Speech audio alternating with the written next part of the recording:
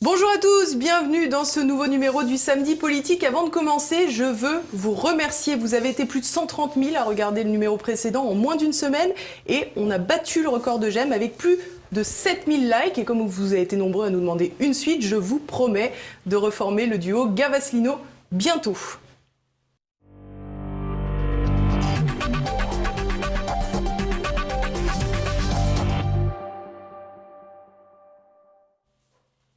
Et en attendant cette semaine, on s'attaque à un autre sujet de l'actualité, la loi de bioéthique et l'extension de la procréation médicalement assistée. Un sujet que beaucoup pensent secondaire, pourtant il s'agit de questions de santé publique, de finances publiques et bien sûr une question anthropologique. Et pour en parler, bien sûr, je suis avec la figure de proue de l'opposition au texte, Ludovine de la Rochère, présidente de la Manif pour tous. Bonjour madame, merci d'être avec nous. Bonjour Elise Blaise. Alors, comme les téléspectateurs ont pu le voir, on annonce la grande manifestation du 6 octobre à Paris. On ne connaît pas encore le trajet, mais ça ne saurait tarder, j'imagine. Et puis, vous êtes en pleine université d'été également. Alors, effectivement, nous avons aujourd'hui et demain l'université de rentrée de Marchands Enfants, qui est une première étape de mobilisation vers l'événement du 6 octobre, puisque toute montée vers la mobilisation nécessite des étapes, et aussi des étapes pour se préparer ensemble. Et tous ceux qui veulent nous rejoindre à Port-Marly sont bien sûr les bienvenus. Alors évidemment, on a compris que dans le texte de loi sur la bioéthique, il y avait un volet tout particulier qui consistait donc à étendre la PMA aux femmes seules ou homosexuels. Aujourd'hui, c'est pas encore le cas. Effectivement, c'est réservé aux couples hétérosexuels qui ont des problèmes de fertilité pour concevoir un enfant naturellement. Bien sûr, vous dénoncez en premier lieu l'absence du père. Le père est évacué de cette question. D'ailleurs, on le voit souvent, pas de un papa, une maman. C'est d'ailleurs le slogan presque, je vais dire, traditionnel de la Manif pour tous. Est-ce que vous pouvez nous expliquer comment cette notion fondamentale de paternité a été évacuée ? Alors, effectivement, la procréation médicalement assistée, juste pour préciser, elle recouvre plusieurs techniques. D'abord, l'insémination artificielle. Donc, on va inséminer une femme avec du sperme, c'est-à-dire qu'on aide le sperme à passer la barrière du col de l'utérus. Et puis quelquefois, il faut aller plus loin et à ce moment-là, on fait une fécondation in vitro. Donc ça recouvre un ensemble de techniques. Et là, aujourd'hui, c'est réservé aux couples hommes-femmes. Alors moi, je ne dis pas hétéro ou homo parce que c'est pas le sujet, c'est pas dans la loi. Les médecins n'ont pas à se préoccuper de cet aspect-là des choses, contrairement à ce qu'on nous fait bien souvent croire. C'est un couple homme-femme en âge de procréer, vivant. Oui, ils ne sont pas forcés de vivre ensemble, par exemple. Ou en tout cas, il pourrait avoir des pratiques sexuelles, être bisexuel et tout. Ça regarde personne, c'est pas le sujet. Et on nous fait croire que c'est le sujet pour prétendre à une inégalité, pour obtenir cette PMA sans père. C'est pour ça que j'insiste sur ce point. Et donc, il y a des conditions, aujourd'hui dans la loi, qui font que la PMA peut être pratiquée pour un couple qui, en principe, devrait pouvoir attendre un enfant, et pour une raison connue ou inconnue, qui peut être physiologique, qui peut être psychologique, etc., n'y parvient pas. Au bout de 2 ans, donc le processus est assez long, on peut alors ouvrir un processus une procédure, une pratique de procréation médicalement assistée. Et dans 4% des cas, cette procréation médicalement assistée peut être faite avec du sperme d'un tiers donneur. Donc il y a des banques de sperme avec des gens qui viennent, des hommes qui viennent donner. Voilà. Donc vous verrez pourquoi j'insiste là-dessus plus tard. Ça concerne très très très peu de couples ayant recours à la PMA. C'est 4%, vous l'avez dit, c'est très faible. Aujourd'hui, ou depuis quelque temps, un certain nombre de personnes prétendent qu'il y a inégalité entre les couples hommes-femmes et les couples de femmes ou les femmes seules, puisque la PMA ne serait ouverte qu'aux femmes hétérosexuelles et non pas aux femmes homosexuelles ou seules. Alors que la question n'est donc pas là du tout. Un couple de femmes ne peut pas concevoir un enfant, et ça, c'est pas parce qu'elle souffre d'une pathologie X, Y ou Z de la fertilité. Tout comme une femme seule ne peut pas faire un enfant seul. Ce sont des personnes qui sont fécondes. Et si on devait autoriser la PMA pour les couples de femmes ou les femmes seules, cela veut dire en fait qu'on détournerait notre système de santé, notre dispositif médical, on détournerait la médecine de sa finalité, puisqu'il ne s'agirait plus de pallier à un problème d'infertilité, il s'agirait en réalité de réaliser un désir individuel et même un désir très individualiste, puisque l'une des premières conséquences, c'est qu'on ferait sciemment, volontairement, dès avant la conception, orphelin l'enfant à venir, et orphelin de père pour toute sa vie. Et pour revenir à votre question, ça revient donc à dire qu'un père n'est rien dans la vie d'un enfant. Ça revient à dire qu'un père, ça n'a pas d'importance, c'est accessoire, c'est secondaire. Ça correspond d'ailleurs à tout un esprit qu'on ressent très fortement depuis des années et qui monte encore davantage aujourd'hui, qui consiste, qui se révèle par un bashing systématique des hommes. C'est-à-dire que on nous dit, sous prétexte de dire le patriarcat, il y a un patriarcat et c'est insupportable, en réalité on en vient à remettre en cause d'une manière beaucoup plus générale et très insidieuse en même temps les pères et donc en fait les hommes. Oui, tout du ça, patriarcat, c'est pas du hasard, on est arrivé à remettre en cause la paternité en fait. Absolument, absolument. Et ce qui est très grave d'ailleurs, c'est que avec ce projet de loi, si malheureusement il était voté, et nous ferons tout pour qu'il ne le soit pas, et on y reviendra, ça revient non seulement à dire qu'un père c'est secondaire, mais ça revient aussi à signifier à tous les enfants, à tous les adolescents, à tous les jeunes d'aujourd'hui, que en fait leur père, il n'a pas beaucoup d'importance. Ils auraient pu s'en passer. Et absolument, leur père n'a pas beaucoup d'importance. Ce qui aussi, de manière implicite, ne peut que poser des problèmes dans le lien que peuvent avoir les pères avec leurs enfants. Et les enfants ont besoin, entre autres choses, de leurs parents d'une certaine autorité. Ils ont besoin de considérer leurs parents, de les estimer, de les admirer, etc. Bien sûr, de les aimer, mais finalement, on va venir heurter et blesser et désavouer les pères. Voilà. Et d'où vient également l'idée qu'un père c'est secondaire, c'est accessoire? Eh bien, c'est tout simplement ce dont nous parlons aussi depuis des années, c'est l'idéologie du genre. Celle-ci consiste à dire être homme ou femme n'a pas d'importance, pas de conséquences, pas de signification. Et donc, père ou mère, ça n'a pas d'importance non plus. Finalement, homme ou femme, on peut passer de l'un à l'autre, ou on peut même se définir une autre identité quelle qu'elle soit. Et donc, un père et une mère, c'est pas plus important ou c'est indifférent par rapport au fait, éventuellement, d'avoir deux pères ou deux mères ou autre contexte. Ça veut dire en fait aussi que donc une mère ou deux mères, entre guillemets, pourraient remplacer un père, puisque ça revient au même, ça n'a pas d'importance. Et donc on est dans un déni, dans une déconstruction anthropologique sans précédent, une déconstruction symbolique, mais aussi une déconstruction extrêmement concrète, incarnée, puisqu'on irait jusqu'à priver des enfants de père toute leur vie, et jusqu'à l'effacer complètement de l'état civil sur l'acte de naissance. On ne mettrait même pas, contrairement à ce qu'avait dit la ministre Agnès Buzyn il y a quelques mois, on ne mettrait même pas que l'enfant est bien né, évidemment, d'un homme. Aucun enfant ne naît en dehors de l'altérité sexuelle homme-femme, tout simplement. Alors justement, ce que je vous propose, c'est de regarder une courte vidéo que la Manif pour tous a faite. Justement, elle est en ligne sur le site lamanifpourtous.fr, on va regarder. Alors comment seront nommés les parents? C'est Nicole Belloubet qui est en charge du dossier de l'état civil. Je la laisserai répondre à cette question. Les deux parents seront indiqués puisqu'il y a ces deux parents et qui seront indiqués sur les documents d'état civil. Mais j'imagine que vous ne vous lancez pas dans le projet de loi sans avoir la réponse à cette question qui est une question évidemment importante. Bien sûr, mais je vous ai répondu. Non.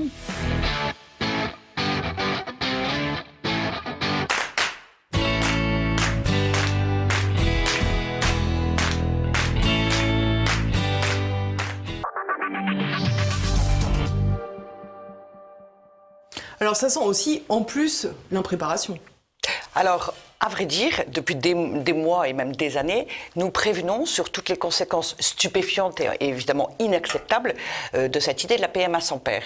Et en dépit de cela, non seulement ils n'ont pas voulu nous entendre, mais ils ont refusé de prendre en compte ce que nous disons, mais même ils n'ont pas entendu et reçu le fait que inéluctablement, toutes ces questions se poseraient, d'une part, et que ces questions seraient littéralement impossibles à résoudre.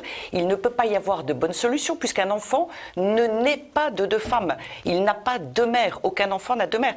Une mère, elle est unique. Il n'y a bien qu'une seule mère qui a attendu et mis au monde l'enfant. Et là, on veut faire croire qu'il aurait deux mères, ce qui est absolument faux. Est-ce que finalement, on pourrait ils sont régler le problème, dans de grandes difficultés. Est-ce qu'on pourrait régler le problème avec la levée de l'anonymat des donneurs?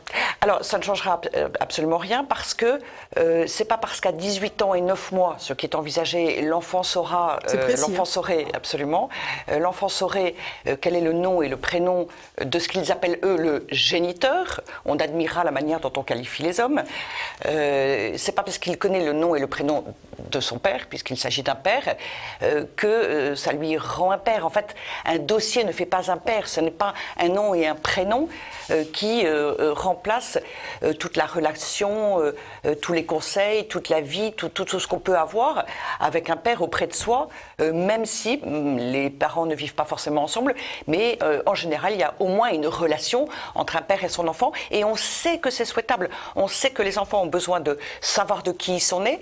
C'est essentiel à la quête d'identité et à la réalisation de chacun d'entre nous, et dans la mesure du possible, ça n'est pas toujours possible, et bien sûr, il est souhaitable que l'enfant ait des relations avec chacun d'eux. Un père et une mère, c'est pas n'importe qui d'autre.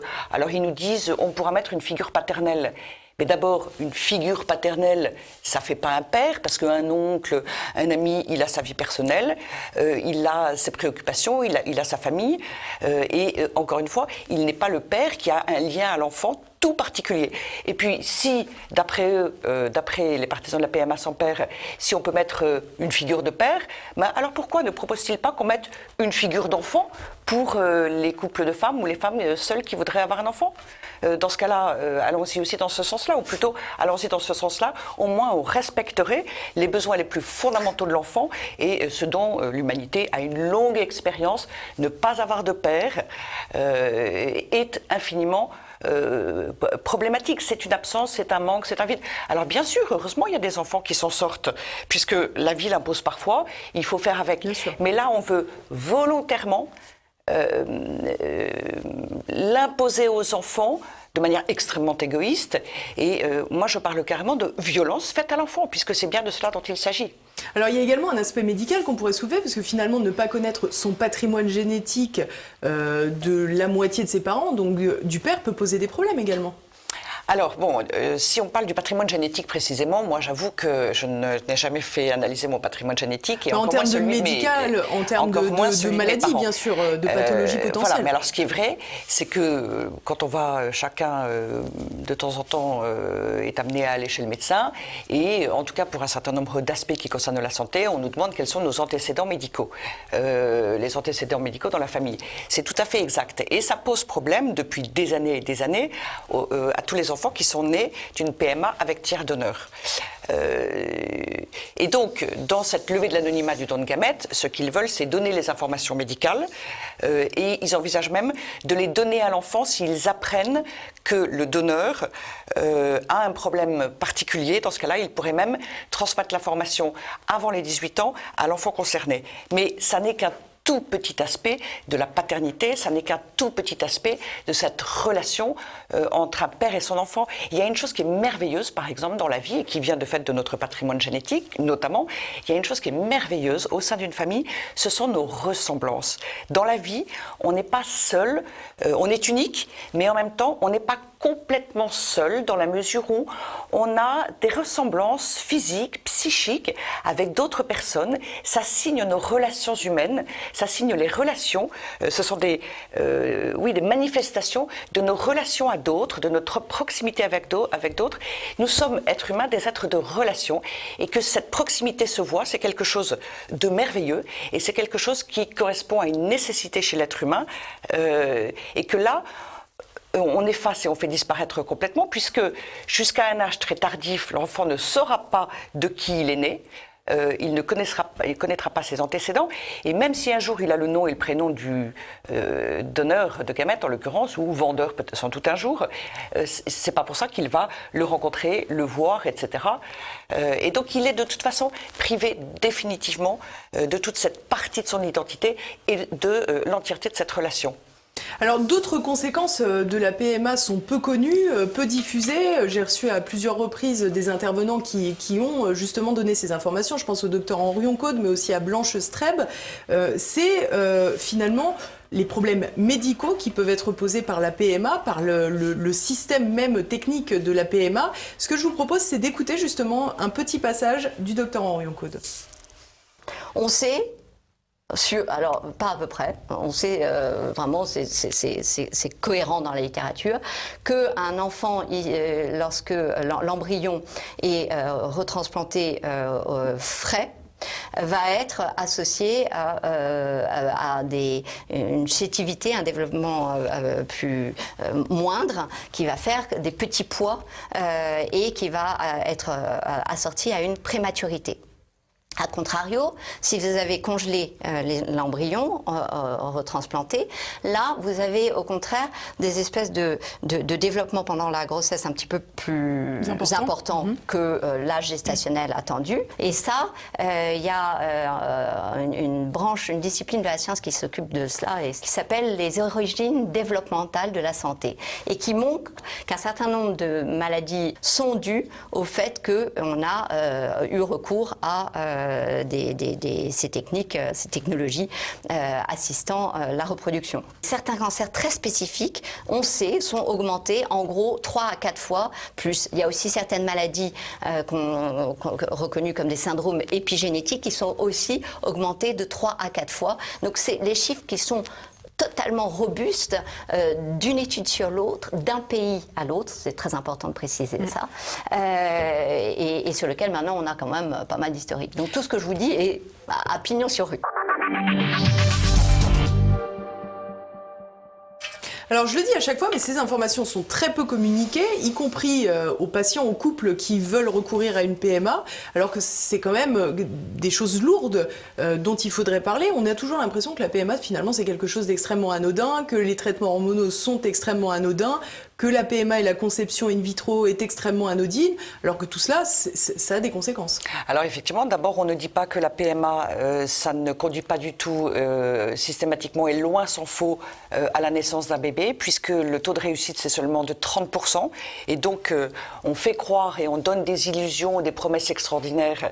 Et d'ailleurs, là, le gouvernement voudrait aussi autoriser l'autoconservation ovocitaire, c'est-à-dire dire à des femmes, et d'ailleurs aussi à des hommes, mais dire à des femmes, quand vous êtes jeune, faites conserver vos ovocytes et comme ça vous pourrez faire un bébé éventuellement un peu plus tard, quand vous aurez le temps. Bon, un enfant, d'une certaine manière, c'est jamais le moment, et à 40 ans, en général, on a plus de responsabilités et plus de travail. Mais mettons, le drame, c'est qu'elles vont se reposer sur cette idée que leurs gamètes sont conservés. Et en réalité, au bout du compte, elles ont de très fortes chances de ne jamais avoir d'enfant. Donc en fait, on va promouvoir une illusion. Et donc la PMA est effectivement, incontestablement, sans certitude, loin s'en faut. Elle pose des problèmes de santé parce que l'injection d'hormones à haute dose pour produire d'un seul coup beaucoup d'ovocytes, alors qu'en principe une femme mûrit un ovocyte par mois, ça n'est pas sans risque. Et enfin, il y a des risques, comme le disait le docteur Henrion-Caude, pour la santé de la mère, pour la naissance, et risque de santé pour toute la vie de l'enfant. Il y a certains handicaps mentaux qui sont plus répandus chez les enfants nés d'une PMA. Il y a un problème de stérilité plus répandu pour les petits garçons nés de PMA, etc. Et ça n'est pas dit. Je pense que ça n'est pas dit pour 2 raisons. D'abord parce que les médecins sont sans doute extrêmement gênés, et voire aussi les médias, extrêmement mal à l'aise, alors qu'aujourd'hui beaucoup d'enfants et maintenant d'adultes sont nés de PMA. sont très mal à l'aise à l'idée de leur dire, voilà, vous avez un risque très important, enfin vous avez un risque plus important que la population générale. C'est vrai que ça peut inquiéter et angoisser considérablement les personnes concernées. Mais d'abord, dans ce cas-là, on peut toujours, comme pour d'autres problèmes de santé, trouver des moyens d'alerter de manière personnelle les personnes qui s'en est une PMA et de manière à ce qu'eux aient peut-être un suivi particulier ou sachent en tout cas ce qui peut arriver.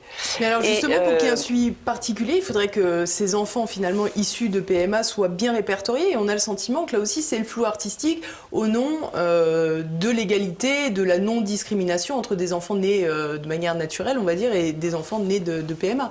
Alors effectivement, il est difficile souvent à un médecin de savoir comment a été conçu un enfant. C'est-à-dire que, peut-être aussi par manque d'habitude, il ne demande pas comment a été conçu l'enfant, alors qu'aujourd'hui, de plus en plus d'enfants naissent par PMA. Et la population est de plus en plus infertile.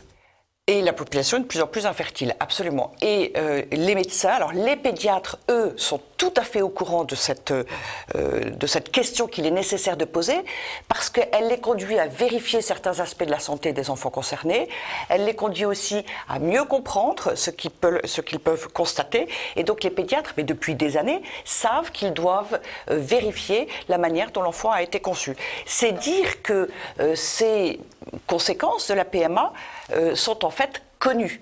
Et alors l'autre raison, je pense, pour laquelle on ne publie pas de manière large les résultats de ces nombreuses études qui ont été faites ces dernières années, eh bien c'est une question idéologique qui est, comme vous le soulignez, de dire que la PMA c'est formidable, ça résout tout, et puis il y a aussi la question qui se profile derrière, c'est que quand on fait une PMA, on peut faire un diagnostic génétique, et je pense qu'un jour on considérera que sont déraisonnables les parents qui font un enfant naturellement.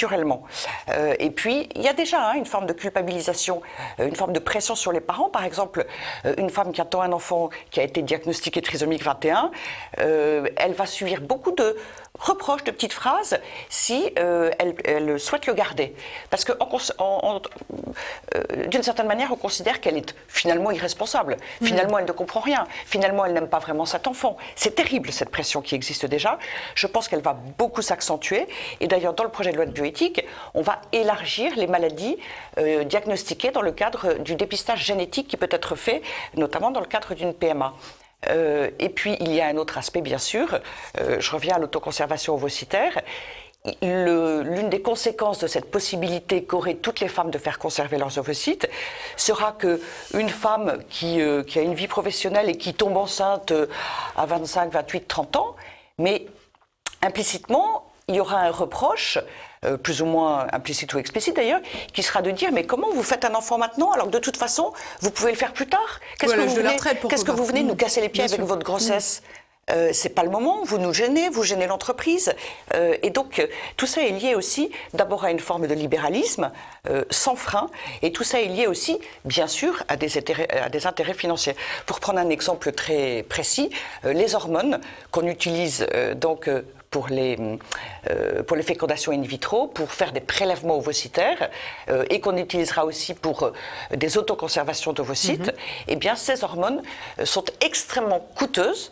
Elles pèseront lourd sur le budget de la sécurité sociale et les laboratoires en profitent, bien entendu. Il y a aussi cet aspect-là des choses.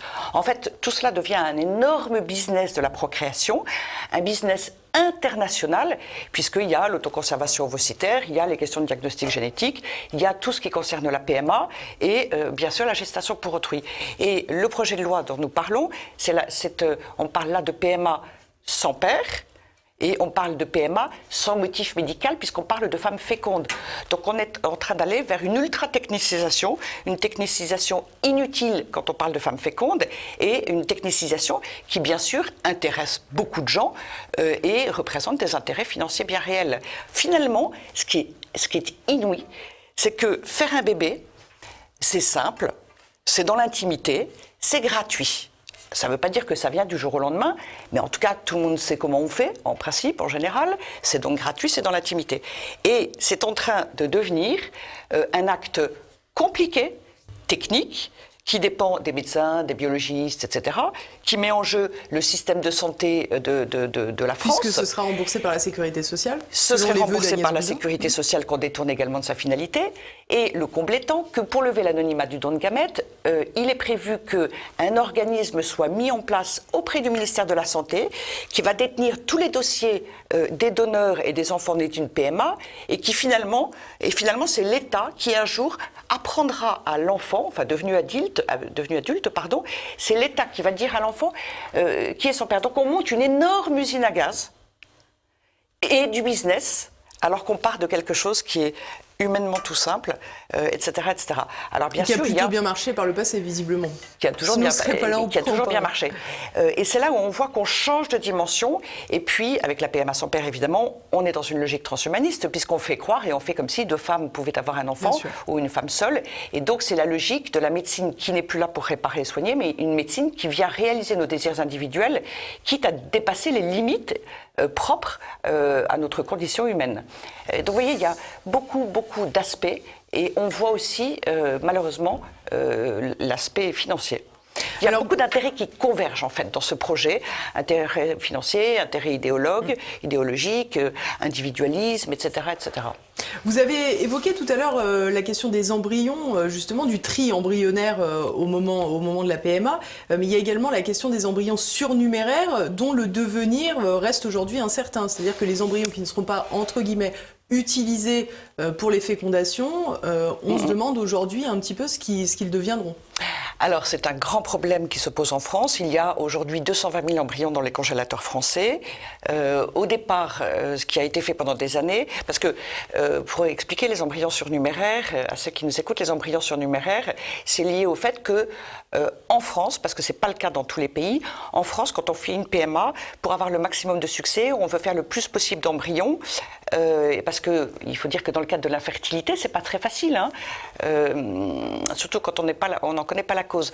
Donc on fait, si je puis dire d'un seul coup, pas mal d'embryons, on en implante plusieurs, après on fait éventuellement une réduction embryonnaire s'il y en a trop qui se développent, s'ils vivent tous, s'ils se développent tous dans le sein maternel, et puis s'il y en a davantage, on en met au congélateur, en principe pour une éventuelle PMA ultérieure. Et quand il n'y a plus de projet parental, comme ils disent, comme ça on évacue le mot enfant, hein, et on n'est que focalisé sur le désir de l'adulte, projet parental, quand il n'y a plus de projet parental au bout de 5 ans, avant, ces embryons étaient détruits. Et maintenant, on propose au couple s'il veut détruire ces embryons ou s'il veut les donner à la recherche. Ça, c'est assez récent. Et là, le projet de loi de bioéthique ouvrirait une troisième possibilité. Le couple pourrait dire aussi, nous sommes d'accord pour que les cellules embryonnaires de leur embryon soient utilisées, et je cite, pour des médicaments de thérapie innovantes. Donc, la PMA pourrait conduire à faire de l'embryon humain un médicament. C'est juste stupéfiant. Tout comme dans le projet de loi, il y a aussi d'inscrit l'autorisation de créer des embryons transgéniques et l'autorisation de créer une certaine forme d'embryon chimérique. Alors ce qu'on appelle une chimère, c'est un embryon homme-animal, et là, ils autoriseraient une forme d'embryon chimérique, c'est-à-dire qu'on pourrait adjoindre des cellules embryonnaires humaines à un embryon animal. Et ce qui est le comble, c'est que quand on lit le projet de loi, il n'y a pas écrit on va autoriser ça et on va autoriser ça. Sûr. Il y a écrit en réalité, par exemple, il faut interdire, donc on se dit interdit, oh là là, il faut interdire la transmission de modifications génétiques à la descendance. Je vous traduis, en réalité ça veut dire on autorise la création d'embryons transgéniques, simplement à ce stade, comme dit le professeur Jean-Louis Touraine, le député, pas pour une insémination ensuite, et donc pas en vue de l'insémination d'une femme pour la naissance d'un bébé. Mais évidemment, si on fait de la recherche pour faire des embryons transgéniques, c'est pas pour le plaisir de faire des embryons transgéniques. C'est bien parce qu'ils ont l'idée ensuite d'utiliser des techniques qui permettraient de modifier le patrimoine génétique et qui conduiraient à des naissances d'enfants qui donc, nous dira-t-on, et tout ça c'est plein de bonnes intentions, on va lui éviter certaines maladies, et ce patrimoine génétique, à un moment donné, il concernera bien sûr la descendance. Et c'est la même chose pour ce qui est des embryons chimériques. La loi écrit le projet de loi dit, il est interdit de créer, enfin d'adjoindre des cellules embryonnaires animales à un embryon humain.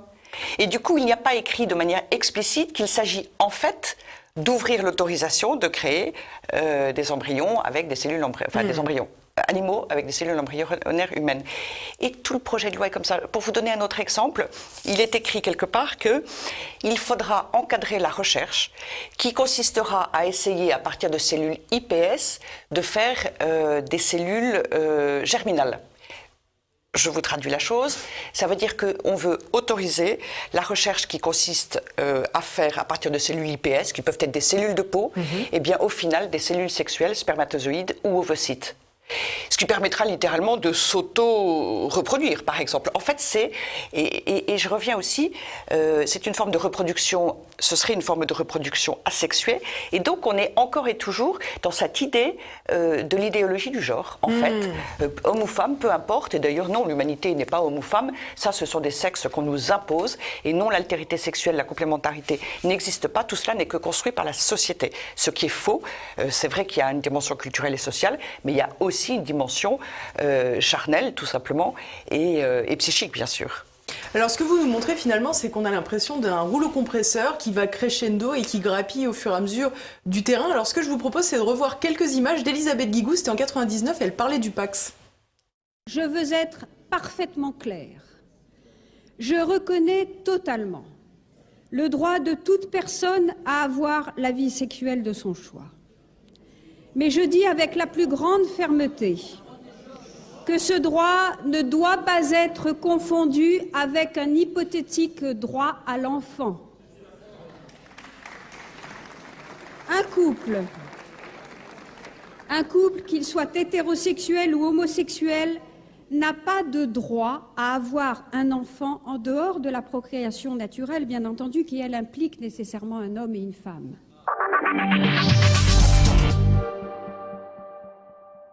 Alors c'est amusant parce que c'était il y a 20 ans. Alors depuis, évidemment, il y a eu le mariage homosexuel où s'est créé la Manif pour tous et des très grands mouvements populaires, parce qu'il y a une manifestation qui a réuni plus d'1 million de personnes.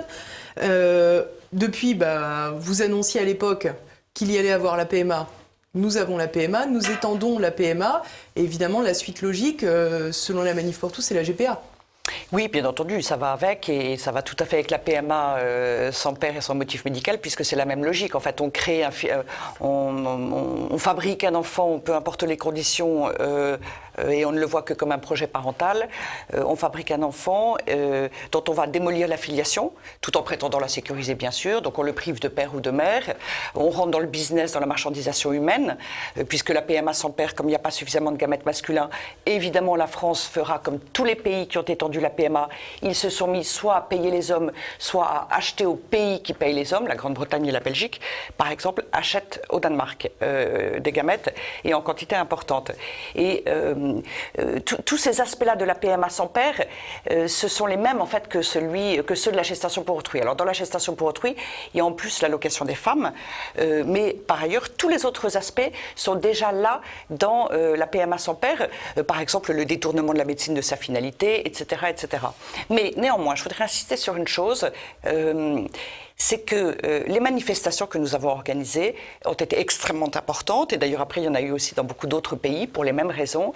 Et ces manifestations, je voudrais rappeler qu'elles ont eu un impact réel. Certes, malheureusement, la loi Taubira a été votée, mais la PMA sans père était prévue pour être légalisée avec la loi Taubira. On est 7 ans plus tard, elle ne l'est pas. Ça veut dire que s'il y a à peu près 2000 PMA sans père par an, eh bien ça veut dire des milliers et des milliers d'orphelins de père qui ne l'ont pas été délibérément. Il y avait aussi le projet de créer le statut du beau-parent. Le projet de loi a été retiré le lendemain d'une manif, de la Manif pour tous, le 3 février 2014. Le statut du beau-parent, en fait, c'est la coparentalité, c'est la multiparentalité. On n'en a plus jamais reparlé. Il était question d'ouvrir l'adoption aux couples pacsés et concubins. Nous avons dit, on lance une manif, ça a été retiré. Enfin voilà, il y a comme ça un certain nombre de choses, y compris... Oui, il ne faut pas voir que c'est passé, il y a aussi des choses qui ont reculé. C'est très important de bien voir qu'il y a des choses qui ont été stoppées définitivement. Il y a des choses, bien sûr, qui reviennent et contre lesquelles il faut agir, il faut absolument intervenir de manière extrêmement massive. Parce que c'est difficile de lutter, c'est vrai, c'est difficile de s'opposer, mais surtout ne pensons pas que les manifs ont été inutiles. Et par ailleurs, la Manif pour tous a obtenu aussi, puisqu'elle nous travaille aussi au niveau européen, une condamnation de la gestation pour autrui sous toutes ses formes. Fin 2015, c'était au Parlement européen, et la Manif pour tous est organisme consultatif à l'ONU, et là nous intervenons aussi à la tribune de temps en temps sur la famille, sur la gestation pour autrui, etc. Et puis d'autres pays, assez nombreux, à la suite de ce qui s'était passé en France, se sont lancés dans cette opposition et dans cette résistance. Autrement dit, c'est vraiment important de dire que ça n'est pas inéluctable. Si on se dit c'est inéluctable, je baisse les bras, je suis découragé, alors là c'est sûr, ce sera inéluctable. Et au contraire, moi j'appelle à agir et à intervenir, à venir en particulier le 6 octobre, parce que l'histoire n'est pas écrite d'avance. Il n'y a pas de cours de l'histoire. Nous pouvons changer l'histoire, mais là, ça appartient au peuple français, même pas aux politiques. Ça appartient bien au peuple français et il appartient à tous ceux qui pensent qu'un papa, c'est important dans la vie d'un enfant, de s'exprimer, de le manifester et véritablement d'intervenir avec nous. C'est fondamental. Alors justement, vous parlez des politiques. Est-ce que vous recevez un soutien de partis, de cadres on entend souvent, parfois, que les questions se posent sur la participation ou non du Rassemblement national en tant que parti à la Manif pour tous prochaine du 6 octobre. On parle aussi des Républicains. C'est vrai que la figure de proue des Républicains qui s'est tout de suite engagée depuis 2013, c'est François-Xavier Bellamy qui était tête de liste aux Européennes. Mais il y a également Marion Maréchal Le Pen. Il y a eu d'autres élus. Je pense à Louis Alliot que l'on voyait régulièrement, Gilbert Collard, etc. Est-ce que vous avez finalement, non pas des liens, j'allais dire, resserrés, mais peut-être des partenariats, entre guillemets, pour combattre ces lois ? Alors oui, nous avons de très bonnes relations avec un certain nombre d'élus, de politiques. Je ne dis pas qu'ils sont très nombreux en l'occurrence. C'est-à-dire que quand on parle de sujets de société, quand on parle aussi de questions transhumanistes, parce que l'arrière-plan ou la perspective c'est celle-ci aussi, on arrive dans une situation très atypique parce que c'est très transversal aux partis politiques. L'opposition par exemple à la gestation pour autrui, elle est très très ferme à l'extrême gauche, par exemple, et à gauche... Pour l'aspect marchandisation, évidemment, pas pour l'aspect transhumaniste. Absolument. Et il nous appartient, et c'est pour ça que nous essayons de rencontrer aussi des politiques de cette tendance-là, de leur faire entendre que la marchandisation humaine commence avec la PMA sans père, de manière incontestable à cause de la question de l'achat des gamètes que j'évoquais. Il y a au centre un certain nombre d'incertitudes, d'avis différents, etc. Je mets la République en marche à part. De toute façon, là, ils ont une telle pression qui a prétendument une liberté de vote. Enfin, on a vu Agnès Thiel se faire éjecter. Enfin bref. Et du côté de la droite, il y a, disons, une majorité qui est opposée à la PMA sans père et encore davantage à la GPA, sans que ce soit non plus exclusif. Autrement dit, et ça explique aussi qu'il n'y ait pas de parti politique en tant que tel qui soutiennent, et donc ce sont plutôt des personnalités, des hommes ou des femmes politiques qui soutiennent. Et donc en effet, se sont annoncés à la manifestation Nicolas B, Jean Lassalle, Marion Maréchal, vous le citiez, François-Xavier Bellamy, Julien Aubert. Et après tout, que ça se fasse comme un engagement personnel, je trouve que c'est intéressant et ça ne me paraît pas négatif. Nous n'avons pas de lien particulier avec aucun parti politique, parce que la famille, elle est ni de droite ni de gauche, parce que ce projet de société, qu'est cette loi de bioéthique, nous concerne absolument tous. Et d'ailleurs, c'est pour ça que la Manif pour tous s'appelle Pour tous. C'est que tout le monde est concerné et tout le monde peut quand même reconnaître qu'il est universel, qu'il est clair. Pour qui est honnête, on voit bien qu'un enfant a besoin d'un père et d'une mère.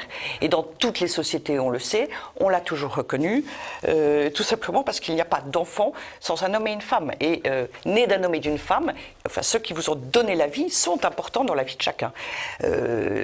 Tout simplement, c'est universel. Quelles que soient les options politiques, philosophiques, religieuses, voilà. Bien sûr, on essaye toujours de nous renvoyer une image complètement décalée, complètement faussée, parce que quand on est en face de personnes qui n'ont pas d'arguments en réalité, eh bien la seule manière pour eux, et c'est une méthode bien connue, c'est d'essayer de disqualifier. Je vous donne un exemple. L'un de leurs rares arguments, c'est l'égalité. Mais le couple de femmes par rapport au couple homme-femme, est dans une situation complètement différente. Et il est évident, et le Conseil d'État l'a rappelé, qu'à situation différente, traitement différent. Au regard de la procréation, il n'y a pas de comparaison qui tienne, donc il n'y a pas d'égalité ou inégalité, il n'y a pas de discrimination. Or, c'est l'un de leurs pauvres arguments qui n'en est pas un. Et les 2 ou 3 autres qu'on entend sont tout à fait aussi bidons. Par exemple, la filiation sociale. Donc, on mettrait 2 mères sur l'acte de naissance de l'enfant. Ça veut dire que, au lieu que la filiation soit le lien entre un père ou une mère et son enfant, parce que c'est ce père et cette mère qui ont donné la vie à l'enfant, on prétendrait que la filiation est fondée sur la volonté. Alors d'abord, la volonté des adultes, la volonté de l'être humain, elle est souvent instable et fragile, mais en plus, la volonté ne crée pas une filiation. C'est complètement faux. Et puis, si on part du fait que le projet parental crée une filiation, demain, on aura 3 pères, 4 mères, 2 pères de mères, tous les schémas possibles et imaginables, dès lors qu'on s'est déconnecté du réel. Mais je voulais revenir, pardon, Élise Blaise, sur un petit propos de Madame Guigou. Quand on parle du Pacs, en parlant du Pacs, à l'époque, il y a eu une opposition très importante, ou relativement importante, en lien avec le fait qu'on voulait ouvrir cette union aux couples de même sexe, et que tout le monde, qu'un certain nombre voyait parfaitement qu'après, on dirait mariage, et puis on dirait enfant, etc. Mais il y a un impact qui n'avait pas été bien vu à l'époque, et qui prend une importance considérable et gravissime, c'est que le nombre de Pacs a considérablement augmenté. Il concerne donc bien sûr les couples de même sexe ou les couples hommes-femmes. Et le nombre de Pacs a beaucoup augmenté et donc le nombre de mariages a beaucoup baissé. Or, il est un fait que le mariage est la forme d'union la plus stable qui soit et donc la plus souhaitable parce que l'enfant a besoin d'un contexte stable. Autrement dit, le Pacs a bien eu aussi un effet sur l'ensemble de la société et sur un très grand nombre, enfin sur des millions et des millions d'enfants, sur la vie d'enfants. Et donc vous voyez, il y a des conséquences qu'on perçoit, qu'on voit, etc. Et puis il y en a d'autres, malheureusement, qu'on ne voit pas à l'avance et qui probablement seront là un jour. Et pour la PMA sans père, quand on étudie le sujet, on voit l'ampleur des conséquences, des implications. C'est stupéfiant. Mais en fait, malheureusement, je pense que ça ira même encore au-delà de ce qu'on peut imaginer aujourd'hui. Et c'est pour ça que la PMA sans père, c'est un changement civilisationnel, puisque ça n'est plus le plus petit que l'on défend et que l'on protège. C'est un véritable... c'est une révolution anthropologique et même transhumaniste. C'est un abîme éthique aussi que nous franchirions. Et c'est pas avec la gestation pour autrui qu'on franchit une ligne dramatique, c'est bien avec la PMA sans père. Et c'est pour ça que le moment que nous vivons aujourd'hui est extrêmement important pour l'avenir. Alors, je rappelle du coup la manifestation du 6 octobre. Je tiens à signaler que parfois, la Manif pour tous a été critiquée parce qu'elle semblait vouloir prendre le leadership, peut-être garder, entre guillemets, les commandes, on va dire, de ces mouvements pro-famille. Et là, visiblement, vous avez répondu aux critiques, sciemment ou non, mais il y a plein d'associations avec vous. Oui, absolument. Donc l'événement du 6 octobre s'organise sous le label Marchons Enfants, qui est un label qui rassemble aujourd'hui 21 associations partenaires. Et effectivement, nous avons voulu tous ensemble, mettre le mieux possible en avant le fait que nous sommes beaucoup d'associations à vouloir intervenir, alerter, agir, et puisque nous n'avons pas pu nous faire entendre par le dialogue, les débats, les rendez-vous et que sais-je, eh bien, il n'y a plus qu'une seule solution, c'est la mobilisation, et c'est important de montrer que nous sommes nombreux, et il y a des associations de médecins, des associations de juristes, des associations de philosophes, des associations de jeunes, des associations plus spécialisées des questions de bioéthique dans leur ensemble. Je pense à Alias 8 ans par exemple, la Manif pour tous qui est connue en particulier bien sûr sur le fait de défendre le fait que l'humanité est homme ou femme et que cela doit être pris en compte et que ça a des conséquences immenses parce que d'ailleurs quand on nie le fait que l'humanité est homme ou femme, eh bien, c'est aussi une manière symbolique de tuer l'homme. Il y a aussi cet aspect-là dans sa question. Bref, voilà, un grand nombre d'associations qui chacune représente différentes légitimités pour s'exprimer. Alors j'en profite juste pour préciser que sur le site de la manifpourtous.fr, on peut aussi trouver des solutions pour venir de province si on veut aller à Paris.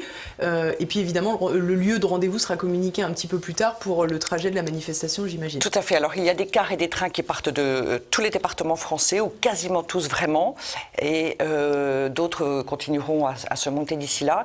Et en effet, les négociations sont en cours avec la préfecture de police de Paris. Nous annoncerons le parcours dès que possible. Cela étant dit, pour le 24 mars 2013, par exemple, j'avais été au tribunal face au préfet de police de Paris, ça avait été très difficile. Ces négociations s'étaient passées au plus mal. Et donc nous n'avions pu annoncer le parcours que 3 jours avant ou même 48 heures avant. L'information s'était diffusée en à peine quelques heures, et je crois que ça n'avait pas posé de vraies difficultés. Et donc je n'ai pas d'inquiétude du tout pour le 6 octobre, même si on n'annonce pas là dans la semaine. Tout de suite le trajet. Oui, je crois que ça, c'est pas grave. Eh bien, merci beaucoup Ludovine de la Rochère. On se donne rendez-vous pour le 6 octobre où TV Liberté fera un reportage, évidemment. Merci Élise Blaise, un grand merci. Merci à vous, merci à tous de nous avoir suivis. Comme chaque semaine, je vous rappelle, le petit like, le petit commentaire pour nous dire qu'on est merveilleux, géniaux et tout ça. Et puis je vous dis à la semaine prochaine.